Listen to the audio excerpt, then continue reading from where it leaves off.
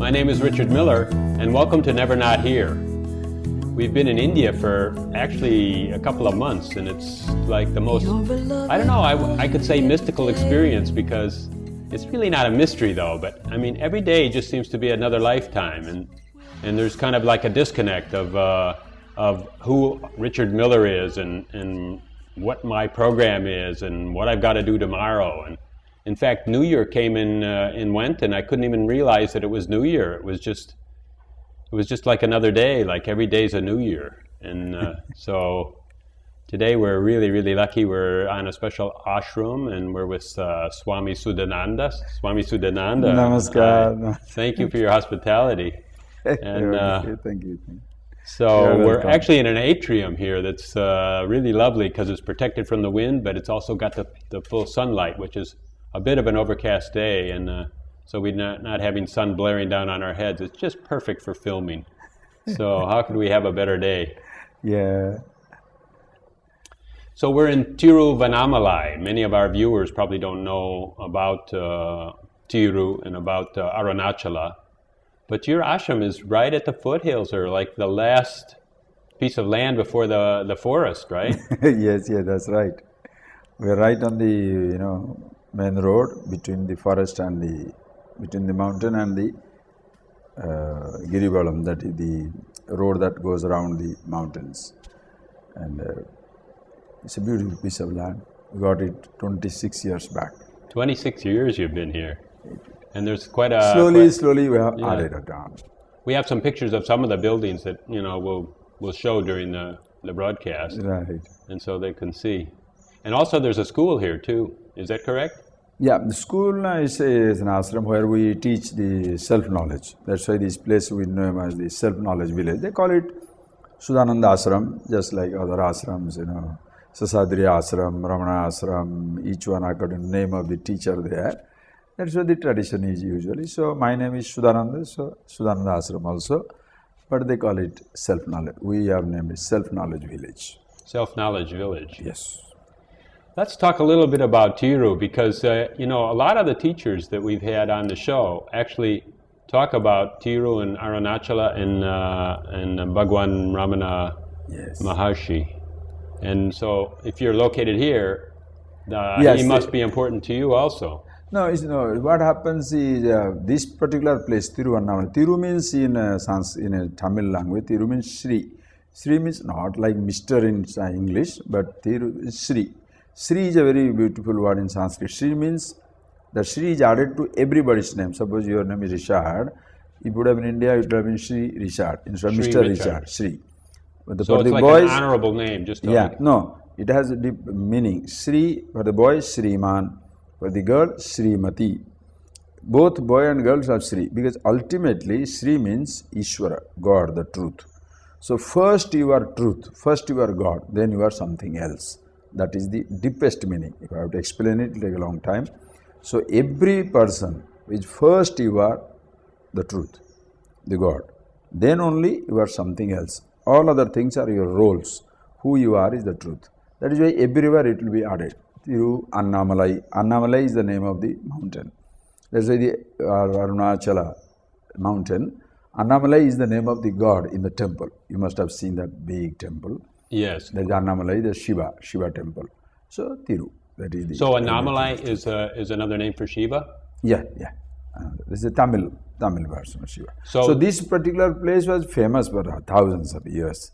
So always it was a pilgrimage center, because in Vedic tradition, when you talk about the creation, there are 5 elements: space, air, fire, water, earth.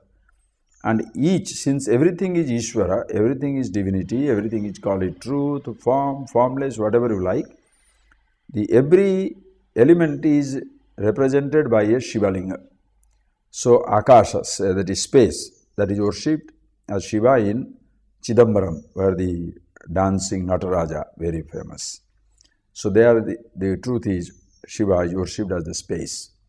Then you have got the Vayu, that is air. Air is worshipped in Kalahasti, near Tirupati, is a very famous temple. That is a Shivalinga there. And this place, Tiruvannamalai, where the fire is worshipped. That's why Agni is Agni is fire, right? Fire. So each of the 5 elements has a temple or right. like So this one is area. Is it a whole state or is it just a no, all in Tamil Nadu, in entire Tamil Nadu it is there. Then fire is here, water is in Trichy down south, and earth is in Kanchipuram, just 200 kilometers from here. So that is how all these places are famous for thousands of years. How would it work with as a person, a householder or something? Would he only worship fire then because he lives in this area, or would he move around and worship earth and water at the different temples? Everything you worshipped. See, each element is represented in one place. What it means is you can worship anything and everything.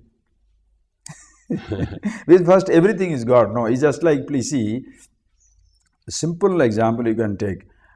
In my body, where do I exist? To touch me, where should you touch me?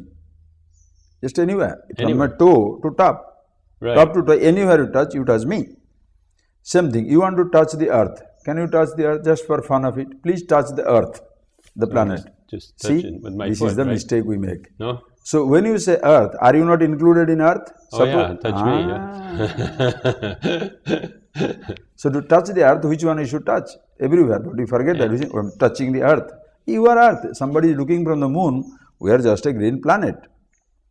You want to touch the solar system? Which one you should touch? Yeah. Touch yourself. You want to touch the universe? Touch yourself. You want to touch God. That's why anything so that's the very and first everything thing, is worship. the Shri. The first thing is I'm Ishwar, I'm God. Shri, and so then that's a reminder. Right, that is everybody's common name. Everybody. First you are, like you are, suppose, if you think of this world, you name the countries, Asia or India, Europe, America. So we make a huge mistake because first it is earth, then only it is India. First it is earth, then it is America. First it is earth, then it is Europe. But now what you have done? The earth element is forgotten. Europe for Europeans, America for Americans, India for Indians. We leave out the most important part. This is exactly, that's why we have made a... We just talk about the chapters, but not about the book. Yeah, exactly. You forget the book. So what's the idea? So if you remember that, so everybody's common name is God. Call it truth, call it anything you like, but that's what it is about yourself. You are that. So it's a common name. Just like if I ask you, who are you? Shri. Anybody. Yes. I have to be Shri now. No, yes. But that's not necessary. You have to start with I. Everybody says, who are you? I am. So the round the world, 5 billion people, every one of them will start with the same word. Who are you? I am. I am. Your first name. Second Richard. Name is Richard. Second name is Richard. Oh, I am is the first name, right? Name, and Richard is the second name, right? And universal first name is I. That is why know about yourself. When you know about the I, you know the God, know the Sri, know the Sri, in also Sri, I, all equivalent. That's why in Bhagavad Gita, if you are familiar with, Sri Bhagavan Uvacha, Sri Bhagavan Uvacha. Everywhere. So it is a universal. So man, woman, doesn't matter wherever. So that is how it is. Arunachala. So, famous. So people are confused about, even when you say God, because when you say, okay, everyone is first Ishwar, everyone is God. But then people say, well, there's so many gods because there's Shiva, there's Brahma. That is a mistake. Yeah, but there's not. That is not. You see, like this. There's Krishna, or thinking that all these people are being worshipped, and so that they must be conceived as a god. No, there are not so many gods. There is only one. There is not one God also. God alone. There is nothing. There is a difference between two statements. There is one God, and God alone is. If you say one God is somewhere away from everything. If you say God alone is, the whole creation and creator one and the same. So everything is the manifestation of it. Like you are Richard. You are also a film director. You are also a businessman. You told me you are representing a particular company. So how many of you are there? All these are different roles. So different, when you talk about different, say Shiva, you say Shiva. There are three aspects of the existence. One is creation, other is sustenance, other is annihilation. When I think in terms of creation, we call it Brahma, one who creator. When I think in terms of sustenance, Vishnu, that's Vishnu. When I think in terms of annihilation, Shiva. But all the three are one and the same. Do we have to say annihilation, or could we just be soft and say dissolution? Change. Dissolution. Dissolution. It just dissolves, because things go up and then things go... Yes, because there is no annihilation. In a sense, because annihilation really sounds like war or something like that, That's right. Dissolution. That's right. That's the right word. Dissolution. It is recycling, continuous. Yeah, recycling. Continuous recycling. That's a better word. Everybody ought to like that. Yeah. So all the original green. Yes. So all the three are one and the same.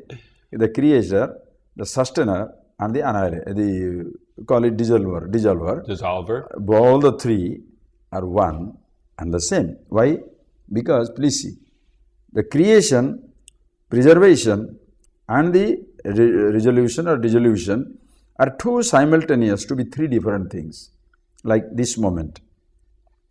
As it comes, sustain and goes. Can you catch it? As it comes, sustain and gone. So three things are two simultaneous to be three. For our understanding, we make it three. But in reality, one and the same. How do you call it? Choice is yours. Call it Om, call it nothing, call it oneness.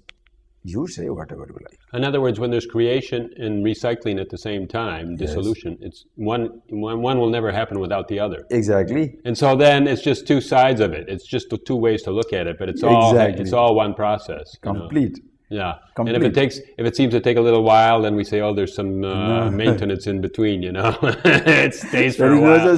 But maybe it's always moving. Yeah, there's always, you see, it's like, there's an unmanifest manifest. Please see. Unmanifest. This particular moment now is manifest. But in this manifest moment, the next moment is unmanifest. So this position is manifest or unmanifest? Manifest from his own standpoint, unmanifest from the standpoint of the future. So you are simultaneously manifest and unmanifest. So then it's happening all at once. It's not even two things. In reality, nothing is happening, just only one thing. Just like your particle physics or the quantum physics comes up and says, there is nothing called solid. These are all rapidly moving, tiniest particles moving in tremendous speed of the light. Same thing, nothing is steady or nothing is solid. People can't grasp it. So same thing about yourself. When you see yourself who you are, then all these concepts become very, very clear. About creation, sustenance, dissolution. In reality, there are not three different things. Like the wave, as is rising, and is born, rising, dissolved. From the standpoint of the wave, if you look at it, there is a creation, sustenance, dissolution. If you look from the standpoint of the ocean, right. It's just a dance of the ocean. It's just the dance of the ocean. It's a continuous dance. That is why dancing, not a Raja, Shiva dance. Or the whole universe is a dance. And you are part of the dance. Dance around the dance, one and the same. Nobody stands apart. That is why you say, Shivoham, Shivoham. I am the Shiva, the Absolute, always. So, with basic ideas like this, that everything is included, well then everyone is included also. Yes, and so then this is a tremendous tolerant society that really sees the beauty in all life form. Everything, nothing stands apart. See, the moment you say the word earth, just see that example, it will be so nice. When you say the name earth, no state, no country, no mountain, no river, no ocean can stand apart. Earth is not a name for a form, relatively. Earth is the name for the entire planet. So first you are earth, then only Richard. First it is earth, then only America, Australia, Asia, Europe, all these things. But first it is earth. Did you say first I am earth and then Isha? Or did you... Yeah, first it is earth. First is what is your first name? I mean talking relatively, if you took the earth. See, one name which includes everything and everybody. When you say earth, which part of this planet is earth? The entire planet. Everybody is included. If you want to send some samples to another star, Which one you should send? Just anything, dust from anywhere, leaf from anywhere, any animal, any insect, any microbe. Even in the middle of the earth, you know. Right, it's all earth, one name. The name. You don't, that is why other names are just functional names. Divisions are functional divisions. That is why diversity is so beautiful. Functional divisions, diversity is beautiful. That is why there is no attempt to homogenize everything. One, everybody must believe in this God, only that God. You don't worry. You do what you want to do. So then there's a tremendous diversity. You said no need to homogenize. Exactly, it's already there. Yeah. When something is already homogenized, what is the trying? You are trying to homogenize. Why are you trying to homogenize? The people who have created the difference, they try to homogenize. Like if you see the difference, you want to convert somebody. But if you see everybody is one and the same, why should I convert to him for what? He is what he is. Oh, that's so perfect, you know, because we're great converters in the U.S., you know, both in religion and in philosophy and in our economics. We want to convert everybody to us because we see everything is different, right? That's just what you said. So naturally, everybody must be, you know, converted to my faith, my thinking. Mine is, oh, what for? Let him be who is he? Let him be me, let him be him. You can say, oh, suppose he is a criminal. No, he is not a criminal because he doesn't know about himself. Therefore, he behaves like that in a helpless way. This ignorance is the criminal, not he. He's Earth. Of course, he is not Earth. You can further go down. It's not Earth, it's solar system. Solar system. So he's God. So God is much bigger than Earth. You see, the God is not bigger or smaller. He is everything. Including. He is everything. And it's not a he. It can be she, it can be it. Why should it be he? Yeah, absolutely. No, I agree with that. It can be she, it can be it. It's neither masculine, nor feminine, nor neutral. Which one you want to take your pick? No, he comes way before all those things. You take your pick. I said he again, but you know. So then this translates beautifully to life because when you see that there's nothing to change, there's nobody to change, people are living their own lives and there's a great beauty in it. Right, but what happens is people are living their lives, but most people live in ignorance, they don't know it.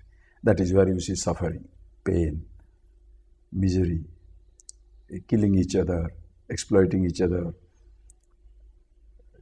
stealing from each other. That's not normal behavior. The person doesn't know how to do it because he's not aware of himself. He's so insecure because of his ignorance. That is why knowledge must be given. The person must be aware of the body, aware of the world, aware of himself. It is absolutely essential. It's very, very essential because or else what will happen? Suppose you are not educated. You will be still living in forest, still living under the poverty, maybe drought, cyclone, natural disasters overtaking, diseases overtaking. We won't meet because there will be no plane. You won't be in America if there is no ship. If your forefathers from Europe, you would be in Europe. You won't be in America because there is no ship to go. So we won't be meeting. And this thing sitting down there and recording all these things, that will never happen. So we need all that education and everything. But then, after we get all these educations about the world, about the body, about the creation, call it disease, hunger, anything, thereafter, ultimately, we must know about ourselves. Very essential. Is that the sequence that we learn about the outside first and then we learn about the inside? Or is it possible also to learn to just keep in touch with the inside as you learn about the outside? No, there is no, in fact, there is no choice. You have to begin with outside because your childhood, as you are born as human beings, as a child, do you have a choice? Your sense organs are naturally extroverted. Your eyes see from outside. You see so many things, but you don't feel your blood moving. Exactly, exactly. You can feel a little bit your air in your lungs, you don't but see not anything. too much. You don't even pay any attention to inside it. Psychologically, even physically, you don't see anything inside. So you only see outside, hear from outside, touch from outside, feelings of touch from outside, smell from outside. So your attention is always out, out, out. That's why everybody is extroverted. There is a verse in Upanishads, there is one Upanishad which beautifully says, Paranchikani betrunat swayambhu tasmat param pashyati nantaratman. It's beautiful, Kathopanishad, very old book. Paranchikani betrunat swayambhu. The Creator Himself, as though, Himself, herself, whatever you say, as though destroyed the man by giving him khani, indriyani, a set of sense organs which are by nature extrovert. Therefore, tasmat, therefore, param pashyati, therefore everybody effortlessly sees out, na antaratman, never himself. Kaschidhira, some smart man, meaning some discriminative person, some perceptive person, atmanam aikshata, saw himself. Avruta chakshu, closing the eyes. Amrutatvam icchanna, desirous of immortality, comes to a person. In a sense, first you begin with that. When you are tired of these perceptions, you start questioning the perceiver. If you look at our generation today, it's fantastic. We are in a fantastic time. Science begins when perception is questioned. Science begins when perception is questioned. You see, hear, taste. You see the star. Everybody sings, twinkle, twinkle, little star. But somebody says, no, it can't be so twinkle after all. He doubts the perception. Horizon meets. You don't think that the sea comes to an end. So you start questioning your perception. Earth is flat. No, really? Because we see the eclipse, everything is round. So when people start questioning their perception, that is the beginning of science. Questioning the perception marks the beginning of science. When you question the perceiver, I who experiences, I who sees, I who hears, I who tastes, I who touches, because eyes don't see, I see through the eyes. Ears don't hear, I see through the ear. Ears don't demand to hear a music. Your eyes don't go crazy in the morning. Why are you jumping? Why? They want to see a movie. Eyes don't want to see a movie. You go crazy, you take the body somewhere, your eyes to see the movie. So, this I, so who is this I? Is it a perceiver? Is it a seer? Is it a hearer? Is it a father? Or is it a brother? Or is it an executive? Or is it a follower of this religion or that religion? Everything is a role. So who is this I? When you doubt the perception, science begins. When you doubt the perceiver, philosophy begins. Your thinking begins. That is why knowing about yourself, no choice. You can't start from yourself.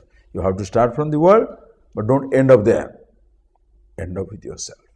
That is really comforting because, I've been so stuck in well, why is it this way? Why can't we have a school where kids are taught right away to be love and all that and so on? But this is so clear what you've said. Exactly. This is how it works, What I'm telling you, Richard, is a beautiful teaching tradition. It is not a Hindu tradition or Indian tradition. It's a beautiful teaching tradition meant for everybody. It's a beautiful teaching tradition.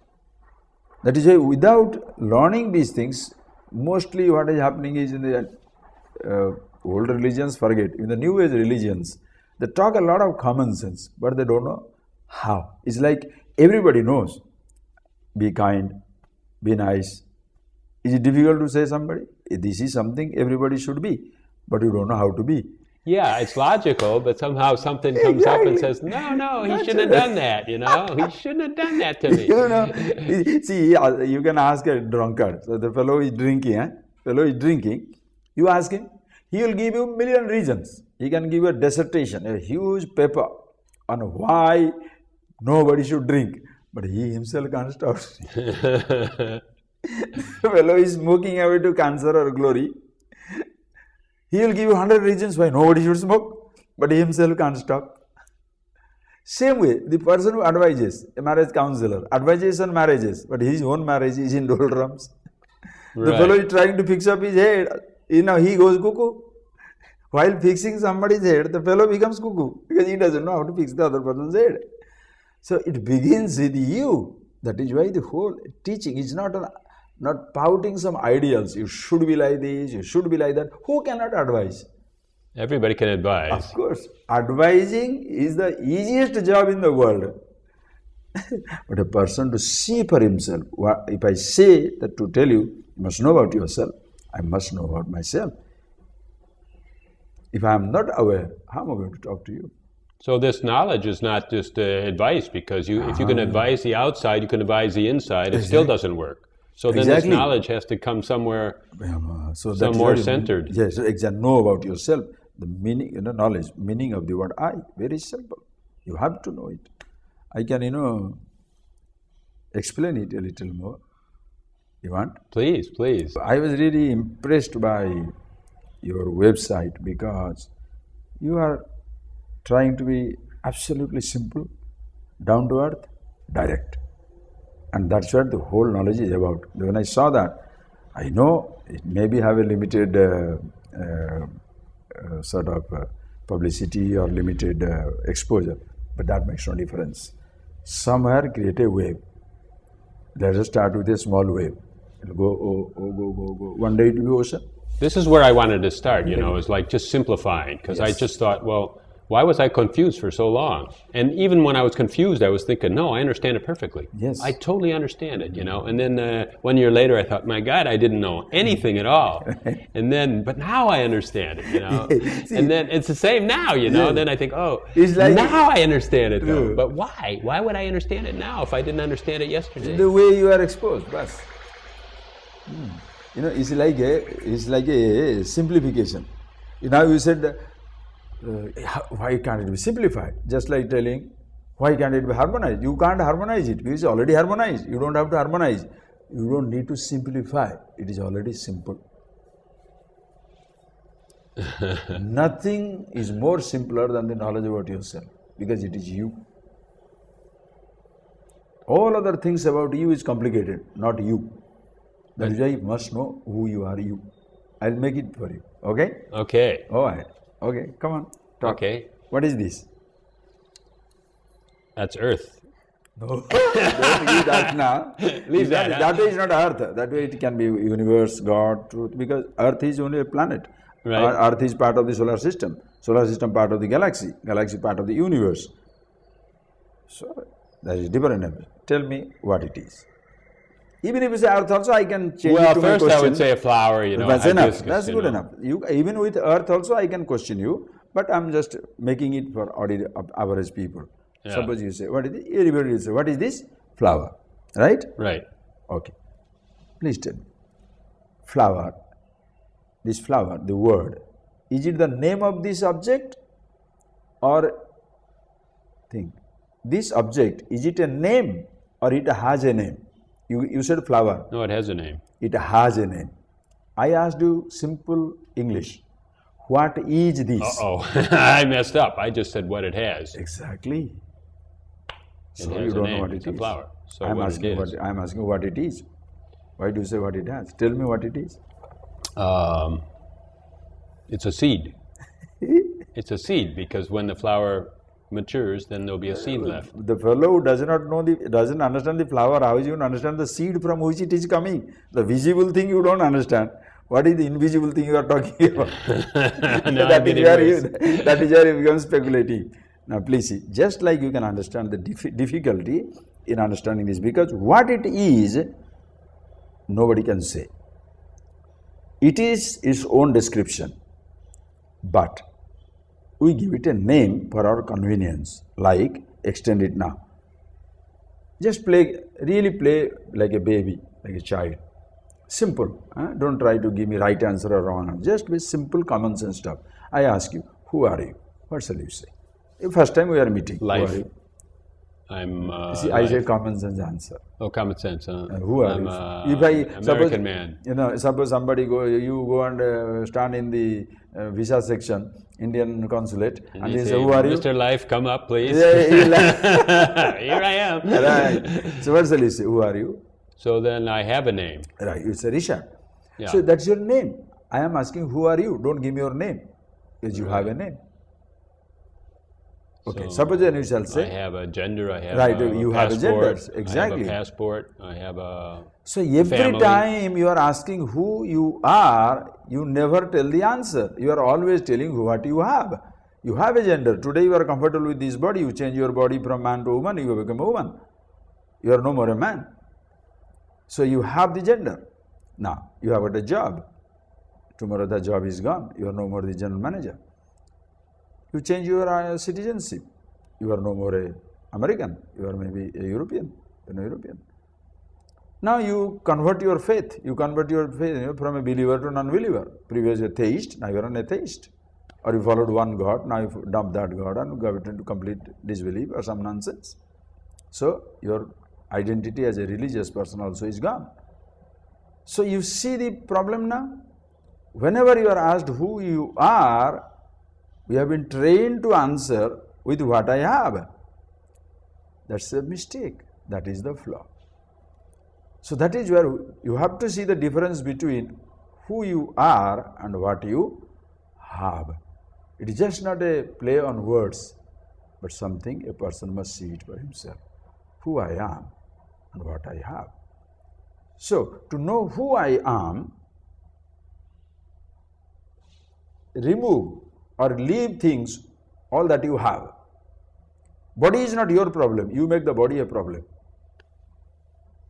Think, you identify with riches, you be proud, or riches are proud. The Kohinoor is not proud. The owner riches, of the Kohinoor you mean is like if I have wealth? Yes, wealth. Yeah. Wealth is not proud. No, I am wealth proud doesn't of care. wealth. Yeah, I'm proud. Knowledge is not proud. I am proud of right. knowledge. Job is not, the position is not proud. I am the president. Oh boy, big boy. President, as they say, no, the king is dead, long live the king. The position continues, the guys you are filling it up disappearing. So you are always occupying a position. So all that you have picked up. Nobody was born branded. Did you see anybody born Hindu, born Muslim, born Christian, born Buddhist, born with a Om on the back or a cross on the back? They're just born in a Christian family. Family, but they are just born totally unconditioned, nude. Unbranded Right. human beings. Then you brand those fellows. Helplessly branded from childhood. So some people rebel. No, I am not that. They pick up other ideas about themselves. Yeah. That is where the orthodox religions feel very frightened because people are running away. Yeah. Right. Because the fellow has to run away because he is running away from the imposed identity to the natural being. Because what he was as you are born, that is how you should be. You are not born branded. That is why everything you want changing in life.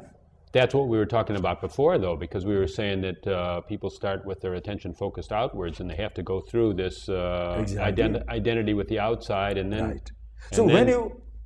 But so then it doesn't necessarily mean they have to be branded, but then. Right. But when then when their identity goes outside, they brand themselves. Right. So not only they brand themselves, other people also help them to brand. You are my son. You are this American. You are this. Even if a fellow doesn't want to be, I don't want He doesn't to know any difference. He doesn't know any difference. Know. I can even remember when I was a kid and everything my teacher said, everything my parents said was total 100% true. Right. So that is where when the person feels suffocated in life, oh my God, what is this? Who am I?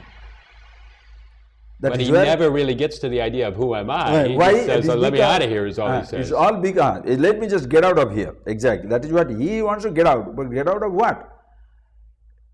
They get out of all these roles. He wants to get out of all these things, get out of this identity. But what happens? He does not know. Why?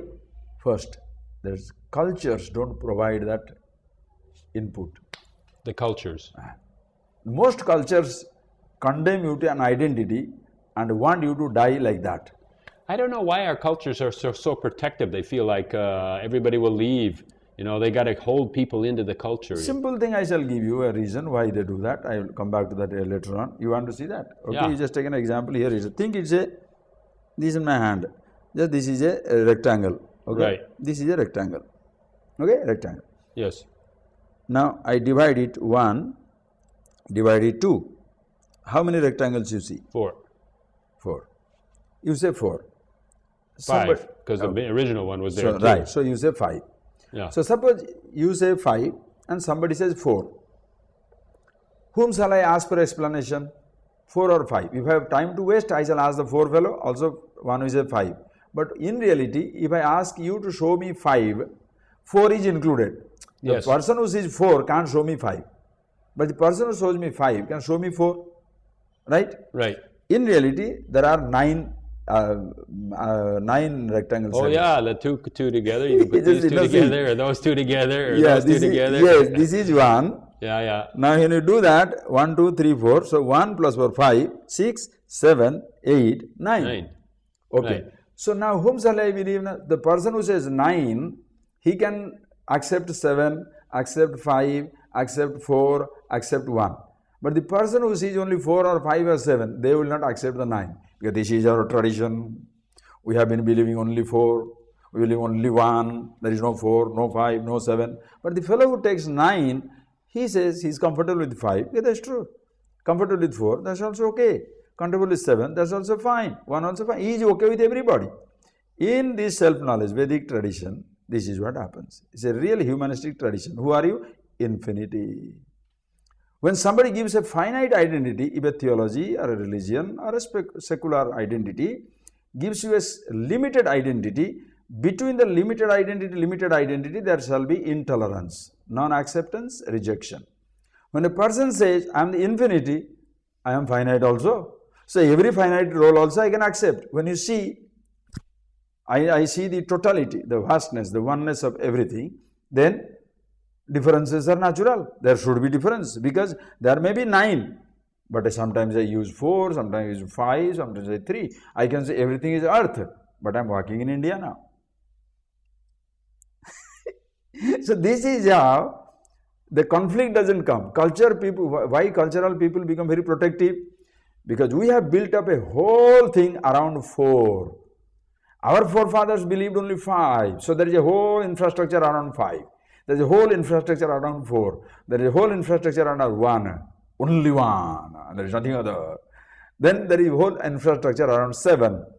But one who says 9, he includes every infrastructure.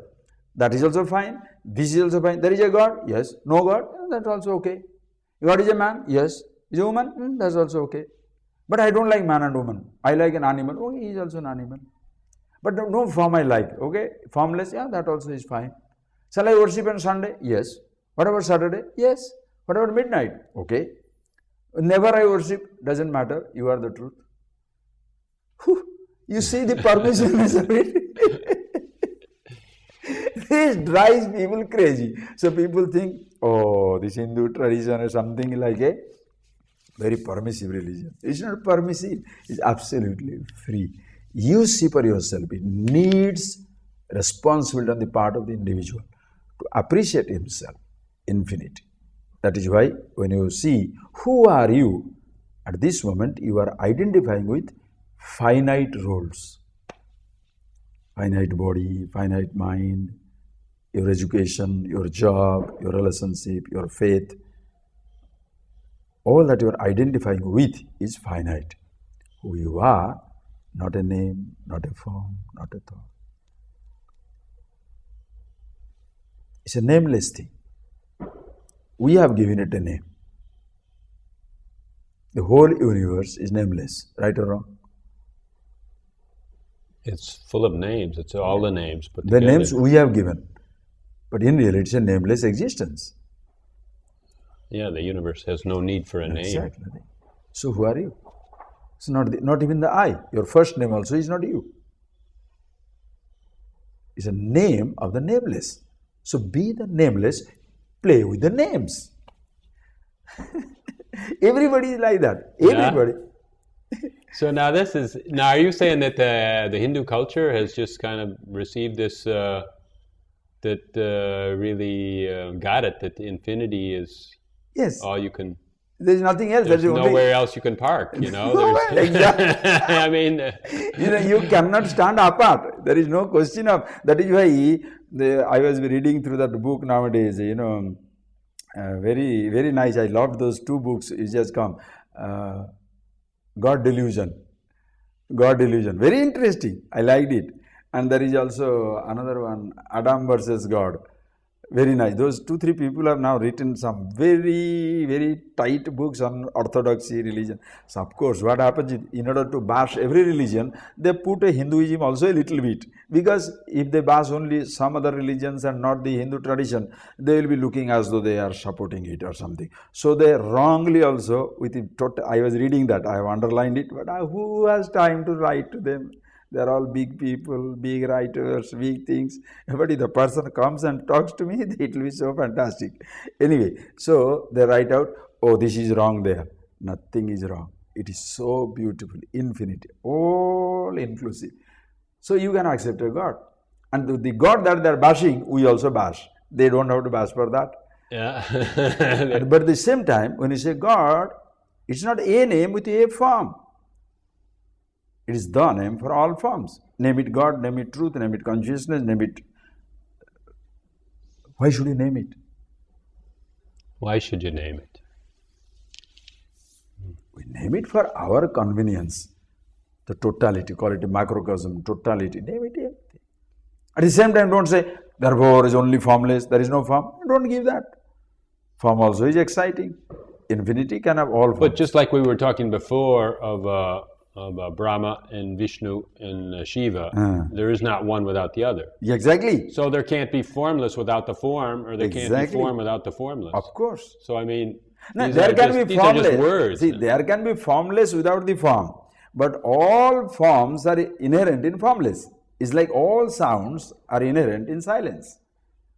But I mean, if there was no form and there was only formless, there would be what's no the word, idea? there'd be no word for it. Because why should you talk? Why would you talk? There's no... That is why we need all the forms. We may say silence is glorious, but what about the beautiful music? What about the sound of the waterfall? What about the sound of the cracker? What about the sound of child? What is the sound of anything? Silence, don't idealize too much, because sounds are needed for communication. Sounds are beautiful, but don't forget the silence while dealing with the sounds. See, are we sitting in space or we are sitting in the house? Of course, the space has the house in it. Exactly. So, what is a house? Space management. What is a sound? Music. Silence management. Rhythmic silence.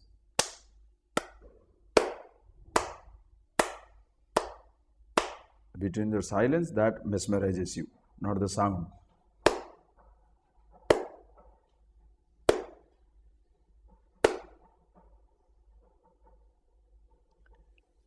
So strange, because there's sometimes there's a lot of noise in India.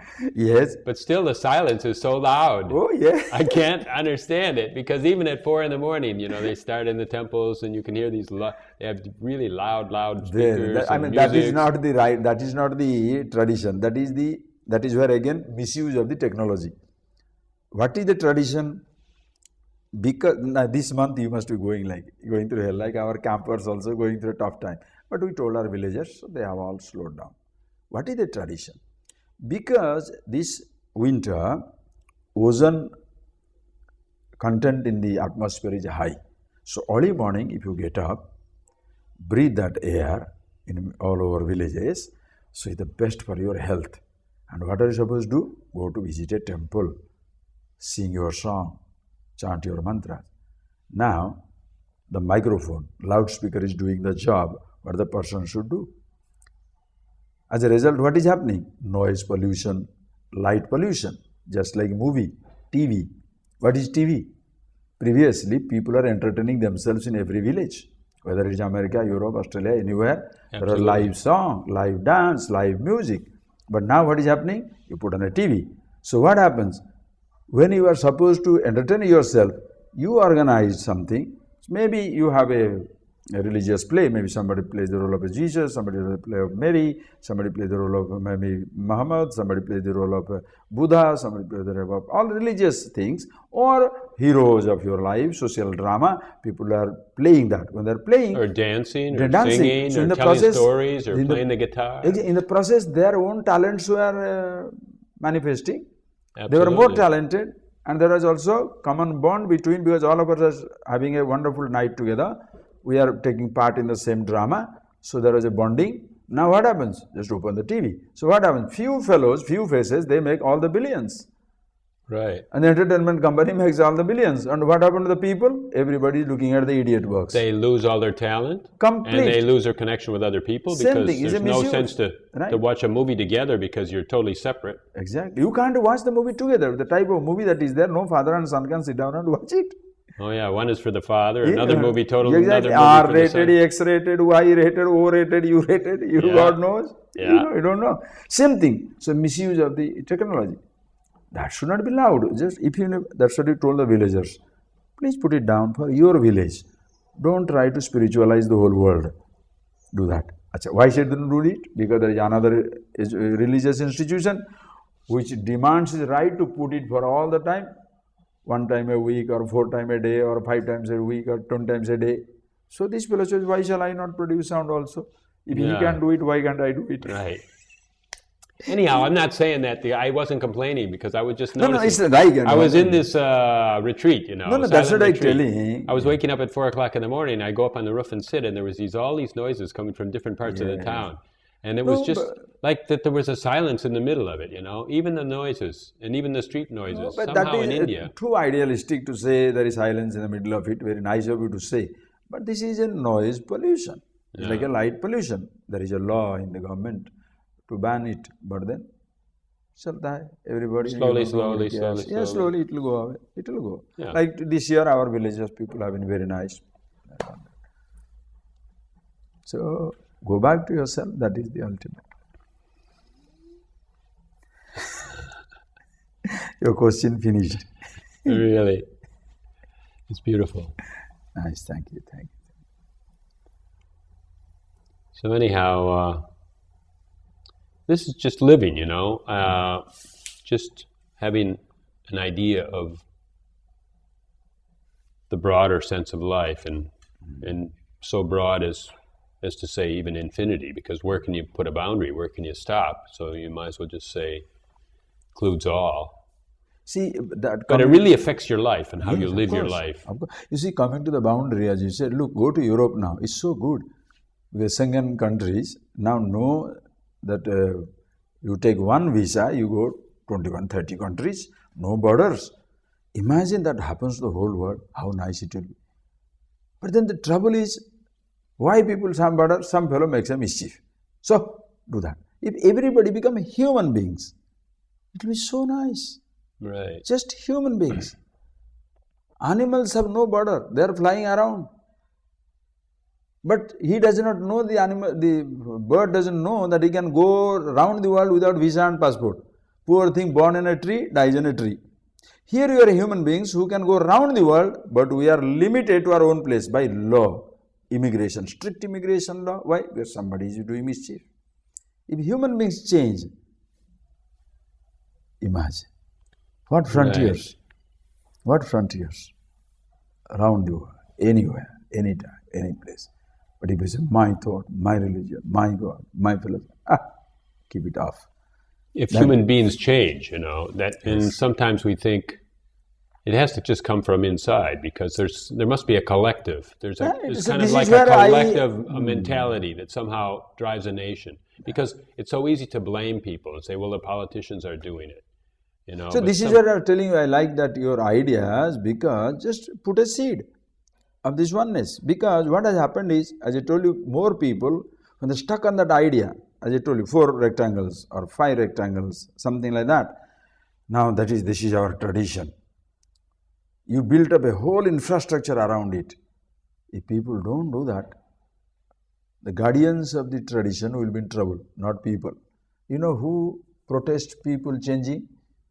The guardians of tradition, because they are making lovely money out of it. Is it just money or what? They feel secure? Money, power. Well, the guardians of tradition are the religions, are the politicians, are the armies, the armies. And The businessman. No, armies don't say that. Armies are not. Armies are, you think people love to die? Nobody wants to die. Because a country who has to defend itself, they are good there.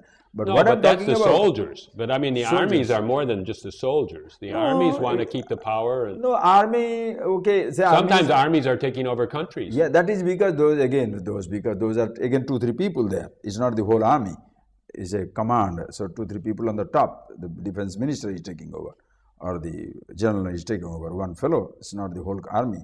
If you look at army, they will not like to do it, perhaps. Well, they're real proud about it. But they're what proud that they run the place. See, they have been brainwashed to believe we are here to do and die. We are not to question why. That is the training, that is the discipline. So you really can't blame them. But you can blame two people, politician and religious person. Politician and religious. Because those are the two fellows, they must be. Because politician is the secular chief. Religious man is the chief of the religious order. So chief of the order, that is where hierarchical religion destroys everything. They will not allow anybody to get in, nor they will allow anybody to walk out. Get in, easy. Walk out, That is why when you get converted, you can easily get in. Get out, they will give you the toughest time. Yeah. So if the religious people will not change, why? Suppose you say there is oneness, everybody is one, everybody is absolute, you are free. Suppose I say you are free, what is the incentive for you to follow me? Because you are free. None. Well, I mean, the first thing I'll do is run away and check it out and make sure I'm free, you know. Exactly. Maybe someday I'll come back. It is just like some people must be poor for the saint to be born. Oh, he was the saint of the poor. Why? Because thousands of poor people were he take care. So for me to be a saint, there should be poverty in the world, right? So once all people are rich, the saints are dead. Now, what do you mean a saint? Say that again. Saint means, the saintly people. Oh, saint. Oh, a saint. Saint. For you to be a saint, there has to be poor people. Oh. For me to be a saint, there should be poor people. Because all people are rich. There was one, if all people are rich, the saints are dead, all gone. It was like one fellow, he had a charitable institution. He had a charitable trust. So every year, for the last 20 years, he has been giving. If there is a tsunami, if there is a cyclone. You mean a private charity? Private. Like, okay, private. This rich man had a private charity. Private charity. So he was giving every year. So he invited me to his house. I went there. Then he showed me, Swamiji, in 1990 this happened, 91 this happened, 93, 93, 96, there was no disaster. I couldn't give anywhere. So for him to be charitable, the fellow is waiting for a disaster. So most religious people are like that. For them to be charitable, show off their charitable disposition, everybody should be poor, everybody should be ignorant. That is why when the countries and the governments, secular government takes over the education, takes over the charity, it takes over the health care, take over the disease, take over the health care, take over the education, social services. The religion which is thriving on social service will die. Because for them to be religious and charitable and very saintly, there should be poverty all around. Is that all religions? Because I know most of the time. I grew up mostly in Western, under where Christian was dominant, and it's very much that the Christian tradition is charitable. No, that is okay. I'm not talking about, I'm just talking generally. Because the moment you take a name of a particular thing, it doesn't look nice. But no religious tradition should be like that.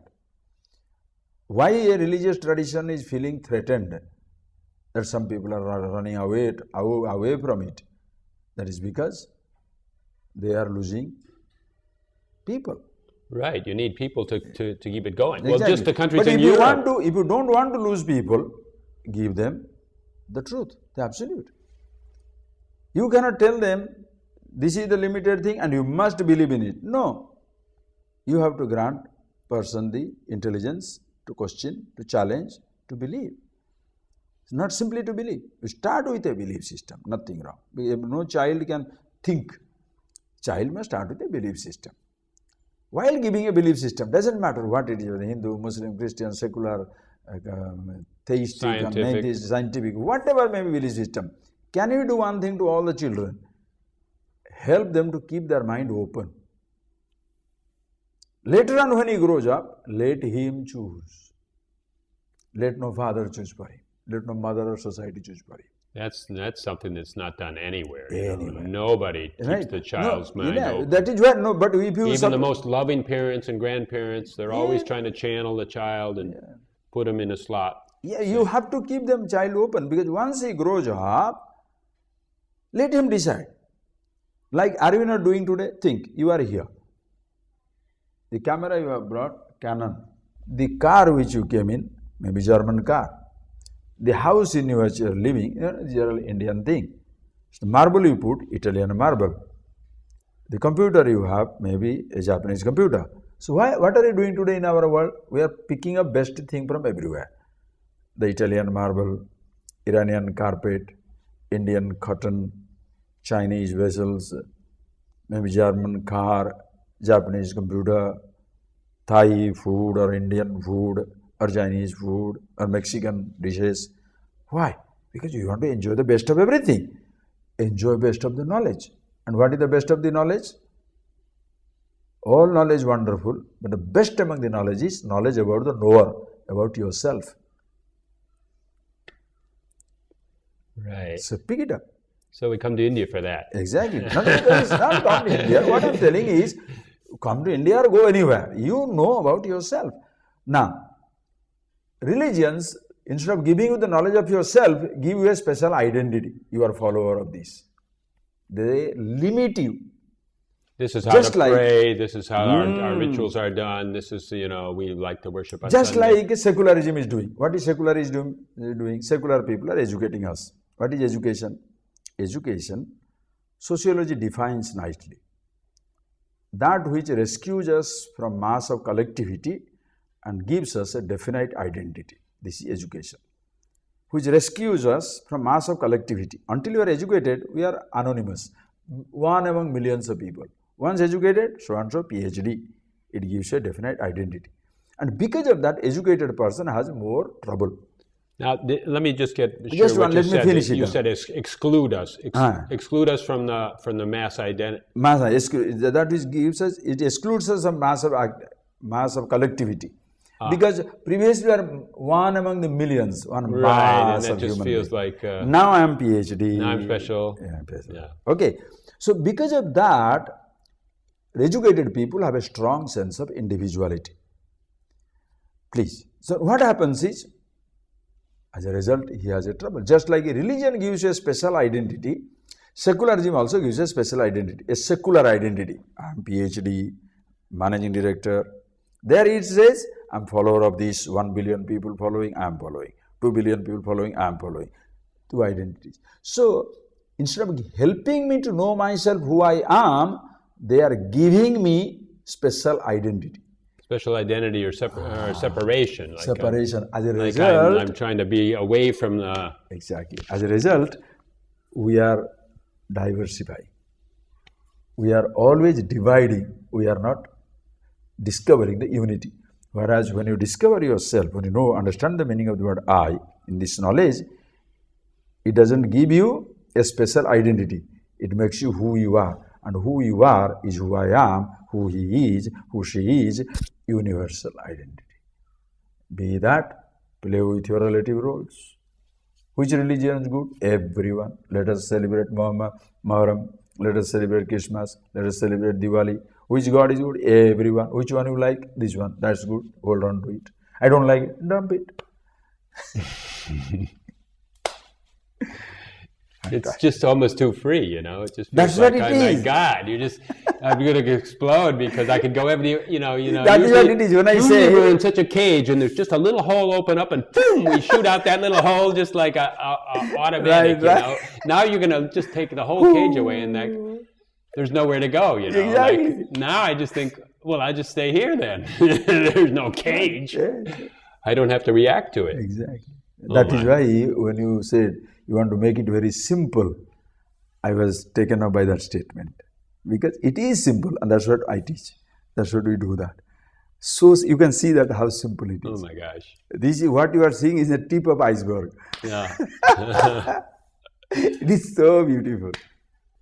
Sometimes what comes into our attention, seems like our attention takes us on many trips because our attention is what moves, where we feel we're moving is where our focus is. And then sometimes you have a wide focus and just take in the whole mountain and the whole city. And what you're saying is, it sounds like it's a wide focus because you're saying, well, like, what God you want, that's fine, take it, If you prefer this one, that's fine. There's a real wide focus. But you want to play a role, that's fine. True. I am not forcing you, don't force me. Yeah. So then, but I mean, usually my focus is trying to move to the special. Like you were saying, our secular education and our conventional religions give us an identity. And so then they also give us a focus. Yes. So then this beautiful attention, that our awareness of everything gets channeled. Yes. And then that seems to cause a separation, because the tighter the focus, it seems, in order to identify something at the end of the focus, then there has to be somebody over here that's identifying exactly. it. See, when you are looking through, listen, what you are looking through is limited. Who you are, limitless. So that's the illusion, see, because when you look at a lot of limited stuff, then it seems like you're limited too. Yeah, because you are not the part of it. You are not the part of it. You relate to what you're looking the limitation. Through, what you're looking through, your vision, that is limited. Who you are is total open space. So that is what has to be seen. But what happens is they give us a infrastructure.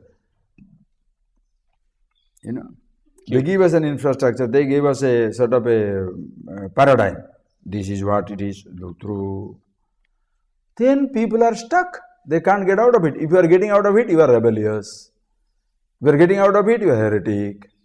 If you are getting out of it, you are non-believer. If you are getting out of it, you are anti-establishment. Now what do? Maybe even a criminal. If you are finished. You are guilt-ridden. You are criminalized. Because you are not supposed to be free. If you say you are free, something wrong with you. If you say you are happy, you are being very selfish. Most religions destroy people like that, You are not supposed to be happy. Other day when I was talking about this happiness... Only be happy our way, Happy hour. The way we do it, So that is happy hour. Rest of it is all miserable hour. Because when you get tipsy, it's all miserable after that. So 1 hour with God. So you get religious tipsiness. You get 1 hour with God. Half an hour with God. 24 hours, 365. 7/24. So then you might think that the problem is this focus, and I have to manage my focus. But I mean, that seems like a hard thing to do. Yes. Because, for instance, I have the idea sometimes that I'm looking for this simple teaching or simplified teaching, or, I would like to put on the show, just take out all the complications. And what happens is, like, when I come to India and I've sat with some teachers and done certain meditations and so on, it always floods in my head as all this, I'm creating this simplified story, because I have a desire to see the simple way. Yes. And then all of a sudden, because of my desire, my focus is always on this little story that I'm creating of, this is the simple teaching. This is how I can fix it. Yeah. I'll just cut out that part. That'll even be more simple. And so then I'm kind of stuck on a small focus myself. Yes, of course. Because if you see what happens is, please, simple thing. Want a very simple thing, please. What is the distance between space and the moon? There is no distance. The moon is in space. What is the distance between Earth and the space? No distance. But between moon and the Earth, there is a distance. Now, if you become the space, you at once reach everywhere. That's simple. But if you are with the moon, you're only going to have to reach out to get to Earth. So when you want to make it simple, you sometimes end up in complicating it. But if you see the simplicity itself of the wisdom, who you are is absolutely simple. What you're picking up, roles are complicated. That is why all these roles, when a religious role, a secular role, you pick up, it's a headache. It's just like, this is your dress. Very nice. How long can you hang it on to? The moment you go to your room, free yourself. Right. Right? Same thing. Your roles in life. You're a father, mother, so something. Father suffocates you, brother suffocates you, religion suffocates you. Because everything is a role. It's a subtle, it's a thought and consciousness. So, drop. Be yourself. Simple. To drop is not easy. To drop is easy or difficult? Tell me. Well, maybe you have to have a knack, because if you're just not used to dropping at all, you don't know what it looks like. Somehow. All right. Shall I show you something? Yes, please. Ask me. Swamiji, drop it. Please drop that, Swamiji. Please ask me again. Oh, could you drop that? Please ask me again. Please drop that. Okay. Okay. Now, please ask me again once more. Okay. Try to drop it. Not try. Say drop it. Please drop the flower. Yes. I'm trying. When I say I'm trying, what is easier? Dropping is easier or holding on to is easier? Holding on to it is difficult. Dropping is easiest. To drop, what should you do? Let go. Just drop.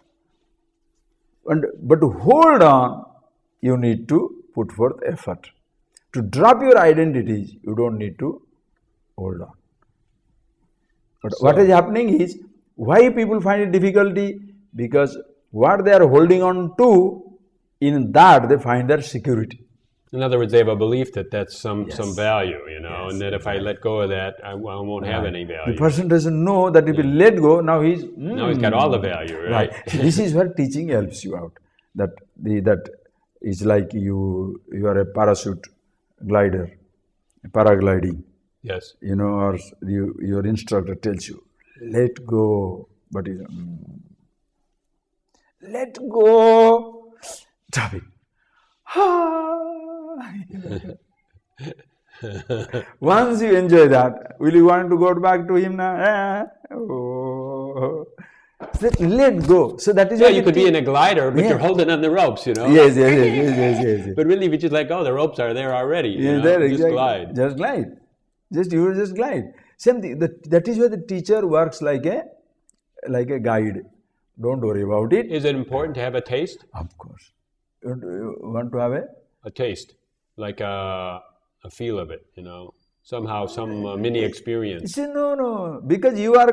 This is another trip. This is really another trip. You don't have to have a mini experience, because continuously you are experiencing only that. At no time you are experiencing anything else other than yourself. I'll give an example. Please see. You are continuously talking to me. Okay? What are you listening? I'm talking to you. What are you listening? Listen to my sound, right? Yes. You're listening to my speech. Yeah. My sound. And I interpret it. Right. You're interpreting it. Now, can I speak a sentence without gap between the words? I cannot speak a sentence without the gap between the words. There's always there some always gap. A silence. Right? But we are so used to listening to the sound, the words, we are missing the silence. We are missing the silence. So you think, for silence, I must completely keep quiet. Oh, this is a mini experience of silence. Oh yeah, darn it! The temples are too loud. They're making a big noise. No, How can I have my silence? Silence is always there. Especially this silence. Okay, you can make a noise here, because this I'm talking. There is a noise. But here, the silence, that is yourself. Call it awareness. Call it self. Always there, because no thought produces a noise. The thought of a sound has no noise. The thought of a taste has no taste. The thought of a smell has no smell. The thought of a sight only has a form. But no sound, no taste, no smell. So every time you are with yourself. So there is no question of a mini experience looking for. When you are looking for a mini experience, you will never get it. Because you are denying that you are it. You're denying the experience that you already have. Already are. Or So not then already you're just have. in another No, thought. that's a wrong statement. Don't say you That are. you already are. If you say already have. Then I'm talking about Richard exactly. and father and son and... Very difficult. Yeah, right. You have to really watch out. Yeah, I just got to be attentive, right? Like a little bit alert. Wow. So, beliefs, we have so many beliefs. Yes, that is what it is. That is where, can you allow, people who demand your beliefs will not train you to question. But even less than those Are you getting the beliefs, statement? yeah. No. People who demand your belief that you must believe, they will never train you to question. No, because absolutely. if you question the belief, You can't. they fall apart. Yeah. Why would you do it? They So wouldn't how say will believe it. they help you to create an open mind? In this tradition, Vedic tradition, the teacher is one who encourages every question from the student. There are Upanishads which are known as Prashna Upanishads. Prashna Upanishads means Upanishads based on questions. 6 students sitting down and firing questions at the teacher.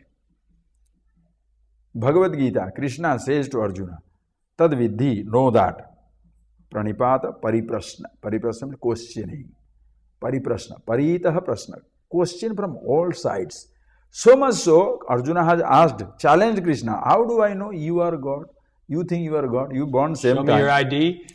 Show me your ID card. Exactly. Show me your ID. Where is it? Show me your ID. Prove. Because we are born in the same time, we have been friends, and you say you are God. How do I believe? Question. Just because somebody says that, you don't have to grab it. Question.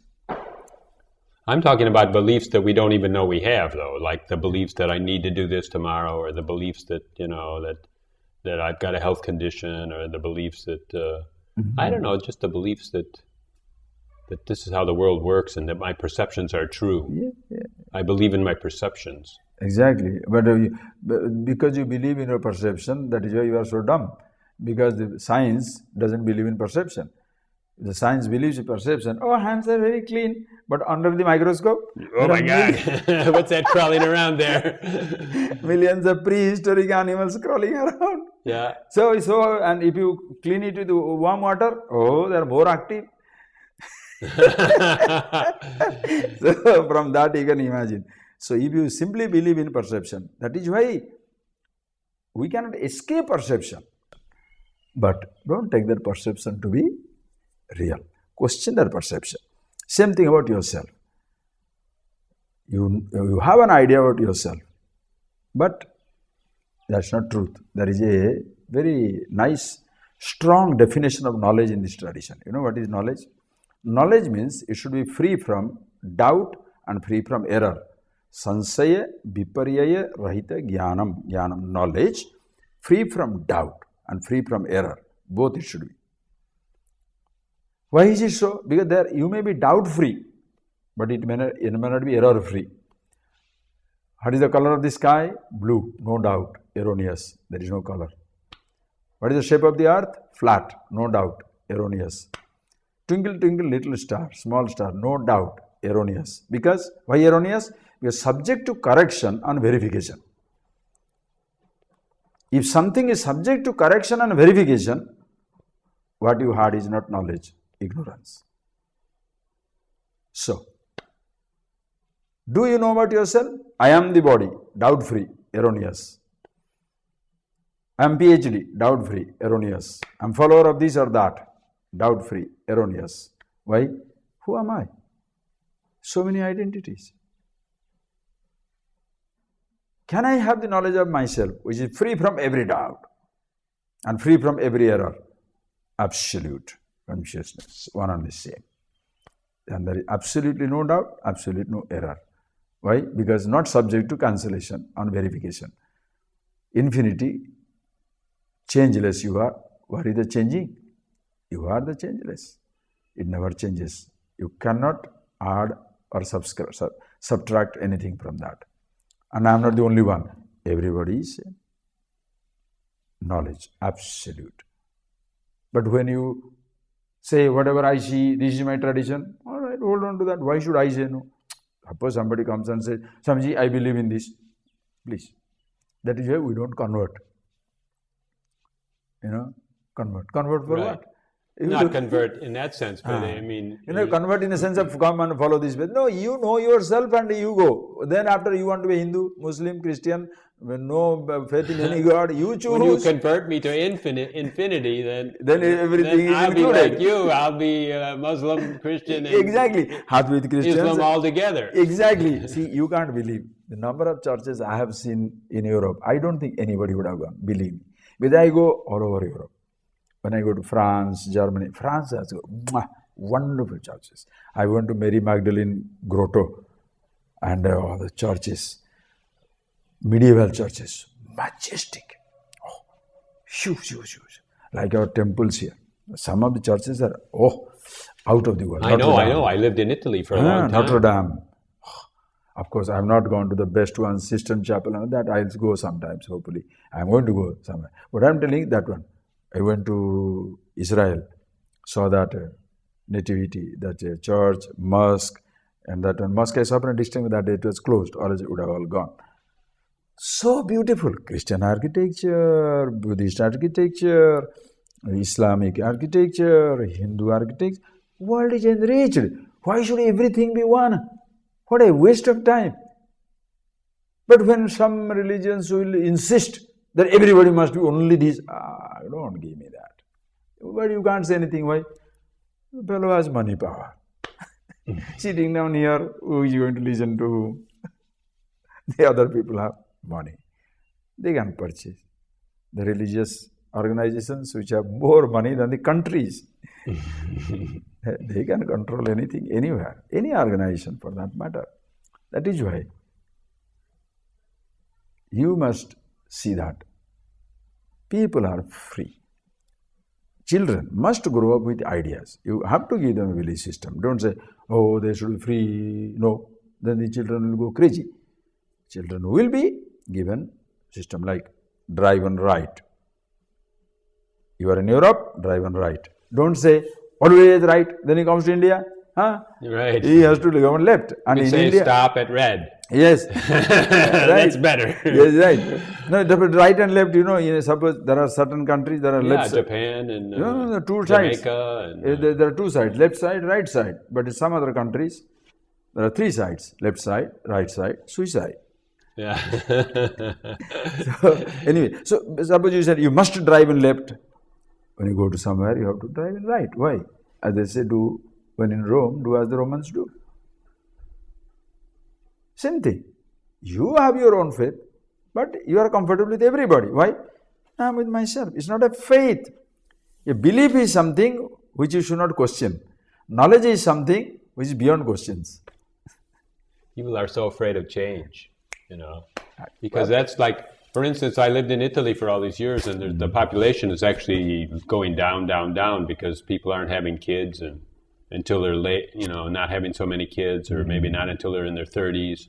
And I could see the population moving down and down in Italy. They're afraid. They're saying, how are we going to run the country? Who's going to pay our pensions? Who's going to take care of everything when it's just a bad trend, And so then that's it with the churches and cultures and everybody thinking, when we lose people, how are we going to manage? That is why we need, just like more and more we are getting globalized, more and more we need a globalized culture. Globalized culture is what? Which will be all-inclusive culture, not exclusive culture. All-inclusive. We should have a culture, a human culture, where you are happy with yourself being who you are, I am happy being who I am. You eat pizza, I eat rice. Somebody puts on three-piece suit, somebody puts on a dhoti. So it is not exclusive culture, all-inclusive. If that thinking comes in, that is the right type of thinking for this globalized world today. Just like when you go to a 5-star hotel, 100 dishes. Right. Vegetarian, non-vegetarian, European, Asian, right. Everything is there. Huge buffet. Which one you take? Whichever you like. So what happens is, in that, we know who will be afraid? People who are exclusive, they will be afraid. They will be lost among the million. And because that particular dish is not so very tasty either, everybody will go to the tastiest dish, so they are finished. It's their opportunity to get a new recipe. Yes. When we were talking about, how just a broader view of life just changes how you behave and how you live. Mm-hmm. And then we were also talking about politicians and about how countries operate. And when I got to India, I just started to realize the beauty of the tolerance that's here. Mm-hmm. And I don't know, we talk about awakened or enlightened or things like that, but I thought if ever there's going to be an awakened governing force or awakened leaders, it has to be in India first. No, it's not from India, but one who believes in this type of thinking. An American today can believe this. But I mean, here's where they're going to get voted in, because Yes. they're not going to necessarily get voted in somewhere else. The first place that the public is actually going to adhere to these people and say, this person is very wise. Yes. And No, if there is a wise man, I think the person will be believed anywhere in the world. Anywhere. Suppose it's like a difference between as a politician and a statesman. The person, when you are a politician, if you are a people's leader, you have no religion. As a people's leader, because you are a president of every follower, every denomination, every country, every caste, every sex, every creed. So you should have that. But for that is why the politician himself should be enlightened. The leader must be, that is a philosopher king, nothing like it. The person has the understanding of himself. This understanding is here. That does not mean Indian politicians follow it. but if such a flower were to arise, Yes, but it will happen. Indian public could adhere to that person. Oh yeah, of course. Where it might not happen so much. In the United States, I would say, just from this last election, it seemed like I started to realize how I was so skeptical in the past and just thought government is solely special interest. And then with this Barack Obama, it seemed like there was some kind of a breakthrough that this is not necessarily a special interest, it's more of a fresh look. It's very good, it's nice changes everywhere. Because, that is what the attention, the focus is shifted from the caste, creed, sex, race, religion to person. That person is good, that person is nice, therefore he should be elected, not because of his caste, creed, sex, race. Then that will be useless. Then there will be racial prejudice, caste prejudice, Then religious there's prejudice. expectations that he's going to have to support that special interest group. What we need today, is globalized. Everywhere people should know what is best and they should come over. So this is where I was telling you, the most important thing is the guardians of faith. They first must change. They are the ones who divide most. That would be the last ones that change, I'm afraid, Because that is their security net. See, they are sitting on their power, position, everything. So what can you do? But something in this last election, I think a lot of people took a long look and just made a change, decided that, you can really see that the world doesn't work like we've tried to make it work for so many years. Yes. I mean, I haven't lived 100 years, but I mean, maybe 100 years is all I've ever looked at the history, Before that, I really didn't, I'm so conscious of... So same thing will happen in the religious field also. Today it seems to be, little fermenting or type of exclusive thing. Some are here and there. People are ruling, but then slowly the humanity, the consciousness changes. In a sense, people become more and more conscious, conscientious. So they don't anymore subscribe to exclusive ideas, but to all-inclusive thinking. So the world will be a better place. If not now, in 100 years' time. It has to be. It's such an acceleration now. Yes. Things are moving so fast. True. Who can imagine 100 years? Yes. I mean, even in 20 years, things will be Oh, just yeah, totally complete. different. Today Completely things different. are Even happening, in exactly. our lifetime, for sure. Yeah, very much. There'll be some huge changes. And out of necessity also. True. Because when problems just come up against you. I mean, how did Obama get elected? In one way, it was because of the financial crisis. Because finally people said, oh, I'm fed up. What's going on here? So same thing will happen. Couldn't there be a religious crisis like that too? Not a religious crisis, it's a human crisis. Even a religious crisis won't be there in a sense. Nobody will like that type of religion which makes you fanatic and exclusive. Simple thing. Suppose, take this. Suppose I say, this is the God. Just think. Suppose a person says, this is the God and this is the only God. And if you don't believe in it, you have outside this God, there is no hope, no liberation, no salvation for you. Then what will happen? To believe in that God, if I practice that religion, I have to be a fanatic. Because if I believe there is salvation outside this, or there is freedom outside this, then I am not the true follower. So even if you have doubt, there's no room even to check it out. Or you can't check it out. You can't even take a peek. Can't check out. Okay. So that is it. Whereas if you say, there is not only, this is not the only one. This is God also. This is not God only. This is God also. Everything is God. Like, take an example. If we say, world is America, world is Australia, world is Paris, world is France, world is India, world is Brunei, no problem. But if you say America is the world, it becomes horrible, no? Exactly like that. Suppose you say God, X, doesn't matter, whatever it is, truth, God, X, is X, Y, Z, Rama, Hari, Krishna, Vishnu, what is that, Jesus, Allah, Buddha, no problem. But if you say X is the only God, you understand the point? Yeah. Yes. It's like me, I am toe, I am knee, I am stomach, I am this, I am this. But say, stomach only is me. If you are stomach fixated, you will be stupid. It's the same way people get God fixated. This is only God. What about other things? No. That is where the problem begins. So it creates not only problem for you not to be able to accept others, but also it creates problem for others to accept you. If you say America is the world, others are true nonsense. And the Americans will think everybody is useless. So now you see, the exclusive vision means what? Exclusiveness means headache. All inclusive. World is America? Oh yes. World is France? Yes. World is India? Yes. Everything is world. No problem. So, which one you want to hold on? Anywhere you live, that's good enough.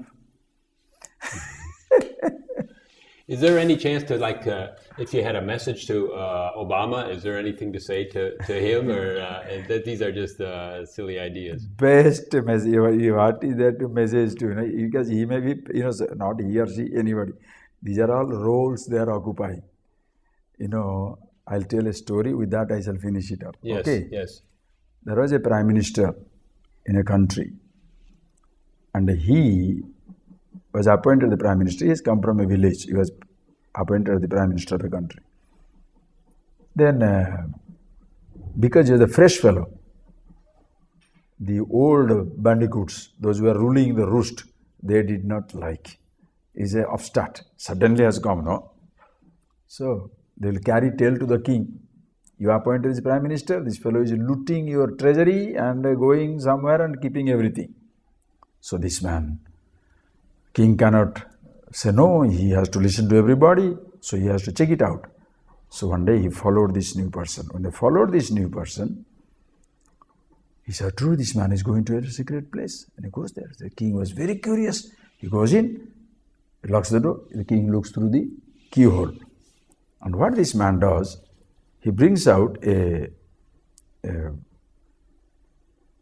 bamboo basket, carrying which he had come from the village. Now he removes his prime ministerial regal robes. The king is now worried. Oh, he's going to take out and put some. No. He put his regal prime ministerial robes apart, opens the basket and brings out his village outfit, the rural simple clothes, putting on which he had come to the capital. Then talks to himself. Hey, remember, this is your route.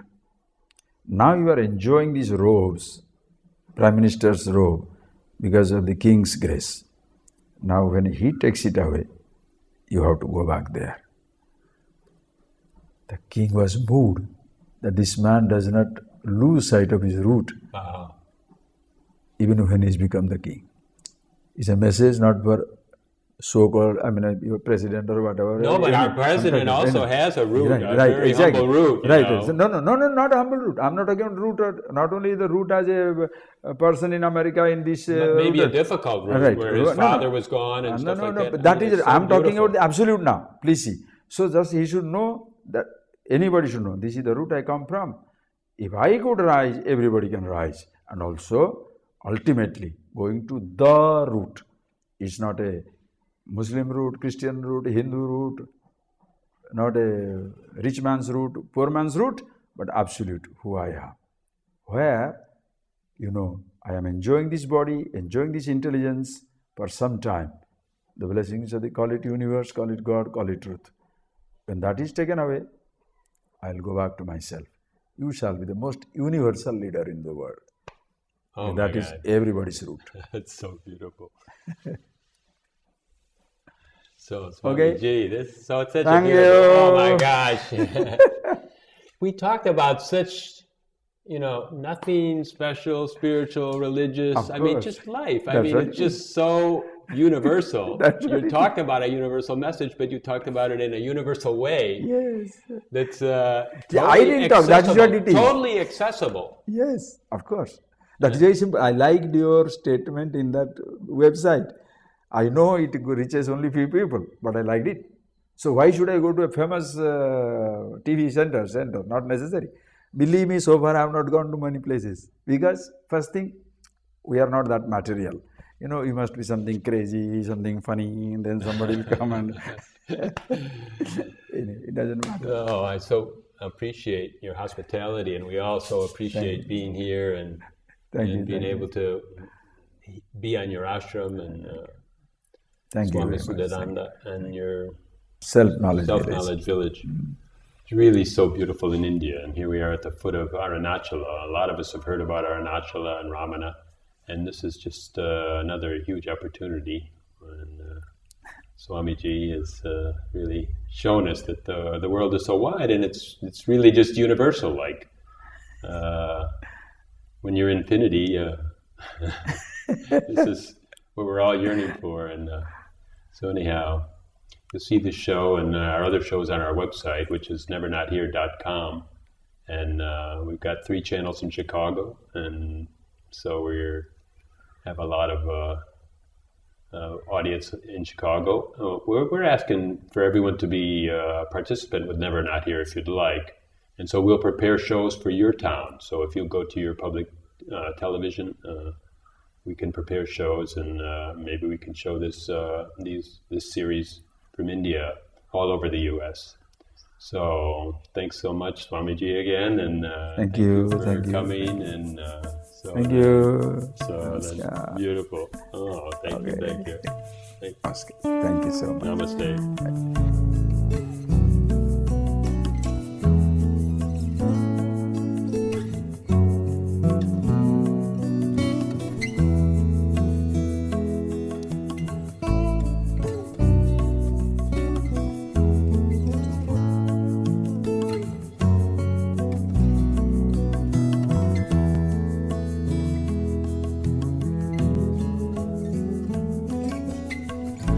Your beloved calls you here today to ask you for this dance. What will you say?